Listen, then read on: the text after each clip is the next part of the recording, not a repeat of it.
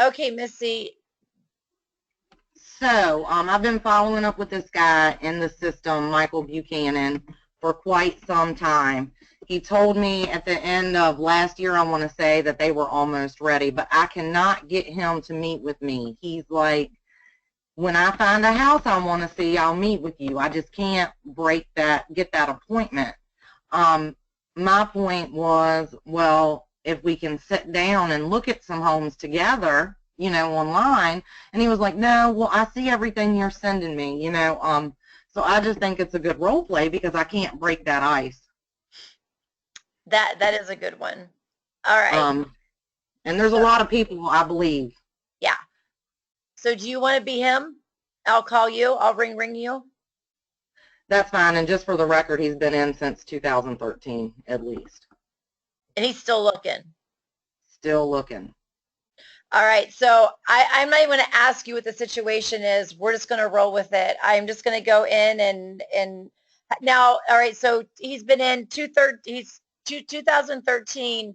How many emails and how many logins? Stand by. 378 logins, 789 alerts, 90% open, 47% click, 81% email open. He's totally active. Yeah, he's very active. All right, so I'm going to call you, Misty, like I've never talked to you before, that you've been in my system and you completely, I'm just going to ask the questions because I don't know. What are the last notes in there? Like, what would I know if I was seeing the notes? They want a single family home. Told me, I talked to him in December. He said that they've just been dragging their feet. They're going to be ready this summer or possibly fall. Just basically Miranda was following up with them back in September. She spoke to them. They just, got something holding them back. Basically, they've just had excuse after excuse as to why they're still not ready. Okay. So basically, that's all I've got. And then when I talked to him recently, he was like, we'll be ready in summer or fall. And they are, just for the record, they're looking in their price point's only $300 in their Haymarket, Gainesville area. So okay. I think that's a little setback as well. Perfect. And that's what I do. So when I've got the dialer rolling and things are moving, I am looking at notes real quick. I'm looking at the logins. And Allison, we've been making phone calls. You can tell that I quick look at logins, and I do bring that to mention whenever I'm making communication because it helps me relate to them. So yeah, we'll go ahead and roll with this. Ring, ring. Hello. Hey, Missy, it's Beverly. I'm just checking in real quick. I see that, gosh, you've been so active in the system and you've talked to a couple of my team members. Just kind of wondering what's the latest with you right now? Where are you at? Well, we're looking. We definitely want to buy a home. We need to do something for tax purposes. Just haven't seen anything out there in our price point that's really catching our eye. Gotcha. You've been looking for a long time. Now, tell me about your situation right now. Are you renting? Are you living with family? Do you own a home? What does that look like? We're renting, but we are month to month. Okay. My wife actually works for the company that we rent from. So. Oh, gotcha. So we don't really have, we can go or stay as long as we want. Would this be your first purchase or have you owned before? First purchase. Gotcha. And how long have you been renting the home that you're in right now? 3 years. Now, I just got to ask you this question. How much are you paying a month in rent? $1,800. All right. So the home that you're looking to buy, what does that look like in regards to, do you have money to put down? How do you plan on financing it? We have money to put down. Probably we've spoken to a lender. I can't remember what type of loan it was, but okay. We do have money to put down. And what are you comfortable spending a month?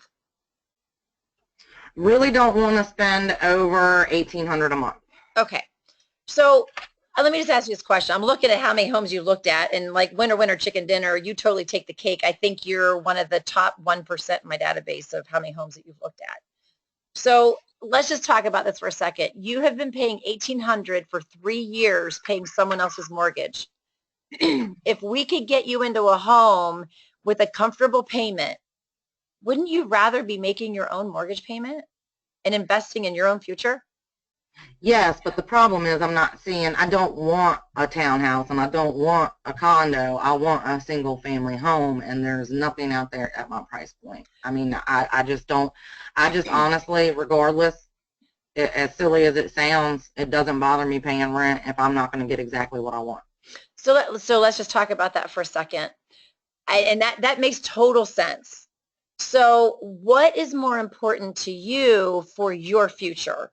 Investing in your future and having something at the end of the day to be able to have money invested in a property, because that's why we buy a home, to gain that equity. And that's part of retirement, right?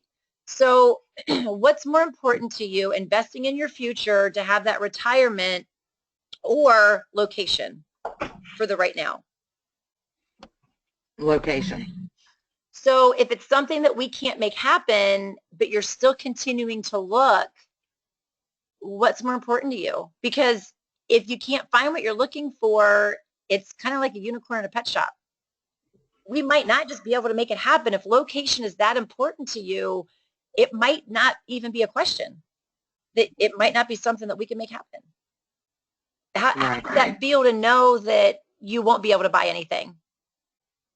Well, I think eventually something will come up, and when it comes up, I'll be ready to buy it. So here's what happens with eventually something's going to come up. Prices are continually going up. Right now, we don't have a lot of inventory, and we're seeing multiple offers on properties. I've noticed that. It's only, prices are only going up the longer that you're waiting. So if we're going to make something happen and you're trying to stay within a payment, you're better off staying in that payment now, or getting in that payment now, than you are 6 months down the road. Again, prices are going up. So you're going to be paying more in a mortgage, and we know what interest rates are right now. We don't know where they're going to be in 6 months. That's true. So I don't want to make you buy a house. I don't want to make you uncomfortable with a mortgage payment. I just want to be realistic of what can really actually happen here. Okay. Where do you drive to work? Centerville. So I understand you want to be in that Gainesville kind of Haymarket area. That makes total sense to me. But the reality of home ownership, if we could bump you out an extra maybe 15 minutes in a commute, would that work for you if we could find that house that would make sense? It'd have to be a really nice house. And that I don't know what we can make happen. I don't know what your expectations are. My expectations of nice and your expectations of nice could be two totally different things. But I would just like to sit down with you and just really go over what your expectations are. You're married, correct? Yes. So it's not just your expectations, it's you and your wife's expectations, right? Right. And we got to keep mama happy, right? Because if mom ain't happy, ain't nobody happy, right? This is true. Yeah. So just sitting down and talking about what makes the most sense and what we can make happen, what we can't make happen, I think it can bring a lot of clarity to what's really important. Because sometimes when you're just looking, you've gotten into such a habit of looking 700 and some homes. I'm going to say, Missy, you know the market better than most agents right now. Because you know every house on the market. So now it's time to really get down to reality and go, what can we make happen? If you really want to make this happen, that's what my goal is for you. But if we can't make it happen, wouldn't you rather know that it's something that's not going to happen, and then you at least know that you might have to make some compromises, and then you can be thinking about if it's worth it or not? Yeah, that makes sense. Okay, let's go ahead back and debrief. So we'll end role play because there was a lot of information in there. What did you get from that? What did I get from it? You made it seem like he needs to come to reality, which I did not. I mean, Shit, or get off the pot. Yeah, pretty much. Should or get off the pot, Yeah. absolutely. I was trying to find the pain. Right. Honestly, I really didn't find the pain. So Well, because there is none. I mean, he's so nice on the phone. Yep. I Well, mean, there was nothing, so there was no pain that I could get to, so I started to take it away. Did you notice that? I'm like, well, I did.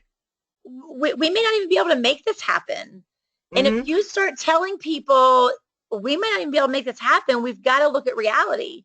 It's I think kind that of makes them want it more. exactly. Yeah. Yep. Yes. Because they're like, no, I got to make this happen. I had that yesterday. I'm like, well, what's your, because she's like, Allison, you were on the phone with me. She was, I don't think what I'm looking for is really out there. And I said, well, what's your plan B if you can't find it? She goes, oh, something will end up happening because I have to make it happen. Okay, well, let's talk about the plan B then. And that's how I got the arrangement set up with her and the agent, because it's so hard when you're involved in the situation. You can't see it from an outer perspective. Right. He's not thinking about the fact of he's paying someone else's mortgage. He's paid someone else's mortgage for the last 3 years. He's making someone else rich. Yeah, and he doesn't care. And you know what? They may not be homeowners. And here's the sadness of where we are in the mentality of people. It's no longer a privilege to own a home. It has now become a right. Right. And that is why we see so many homes that don't have that TLC to it. There's no more pride of ownership. It's very far and few between, because it's now a right to own a home. So we've got to find his pain. And honestly, he may not be homeowner worthy, because he may be that person that doesn't want to take care of a house and let the landlord take care of it. I don't care if I'm making him rich. I don't have to have responsibilities. Well, and that's what, yesterday's conversation was actually pretty awesome, because his wife was there. I called later, and so they were basically on speakerphone. Well, and do you see how I interjected the wife?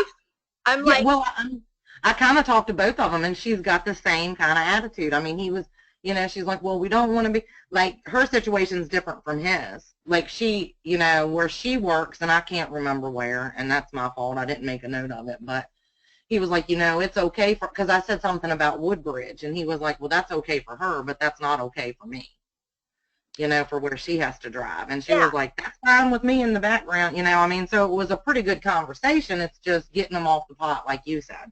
And that's where we need to be that liaison, to be able to get them to see reality, because someone is going to have to compromise. Right. And who is that someone going to be if you want to have home ownership? And if your pain's not great enough, no one's going to compromise. But it's finding that pain. They're looking for a reason. They're really thinking about it, but it's just getting them over that hump. And it may take conversation after conversation.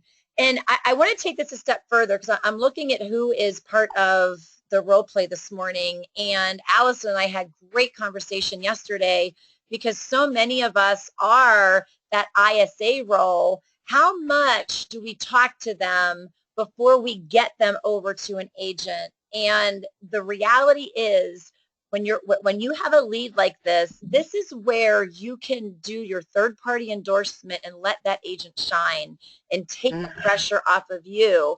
Because it's, Misty, you know what? Let me ask you this. I totally hear what you're saying. What I would love to do is have my top agent just reach out to you and really sit down and go over a lot of these different scenarios, because what we can really unveil is, what can we make happen where? And is this something that we really can make happen? Because I understand your struggles. I understand you want a certain price point, you want a certain location, but when it comes down to it, it's important for us to make sure that you're making the decisions for the right reasons, and that you know all of your options so that you can make that educated decision moving forward. And you know what? When is a good time that I can have so-and-so reach out to you? Right. And most of our agents, they're great at doing that. They just need it teed up. And now you are now the nurse. So when you go to the dentist office and they come in and clean your teeth, what happens when they're done cleaning your teeth before you walk out of that dentist office? The dentist comes in. Yes. And he's in there for how long? 5 seconds. Oh, everything looks good. Right. But the physician's assistant, the dental hygienist, whatever they're called, they totally teed everything up for the dentist. And Correct. that's how we need to be teeing it up for the agent, setting the agent apart, because you have to remember most agents that are making phone calls, they just want to get people in a property. But when we take that time to say, you know what, we really just want to create a plan for you and make sure everything makes sense moving forward, what's a great time for my agent to reach out? Because that's really what we specialize in. Right. Third-party endorsement is huge. So I just want to make sure I added that. A line that Beverly used yesterday actually was one that stuck out to me the most. She said, well, I see what your situation is, and let me just tell you real quick how this agent is different from all the others. She's going to do this, this, and this, and I know this because I know her, and I wouldn't be telling you this otherwise. And so it kind of gave them like a sense of, oh, well, this agent's different, this one's better, maybe I should, consider it. And I think saying that line is something that was key into that, getting that woman connected with the agent. Yeah. And when we hung up, I realized it was a $1.9 million lead. Oh, wow. Yeah. Yeah. So it doesn't matter if they're 190,000, 109,000, or 1.9 million. People deserve to be treated with respect. And because buying a home is a big decision, and it's not just open the door. I think I mentioned at that lead, I'm like, you're moving forward with a big investment in your future. We don't just want to be there to open a door for you. And she even says, she goes, absolutely. She goes, I really like that. Opener. I really like that. We don't want to just open a door for you. I like that. Never said that. Yeah. We are 3 minutes over, and you guys have been awesome, awesome, awesome. Have a super fantabulous day, and we will be chatting again tomorrow. All righty, bye. Later. Bye.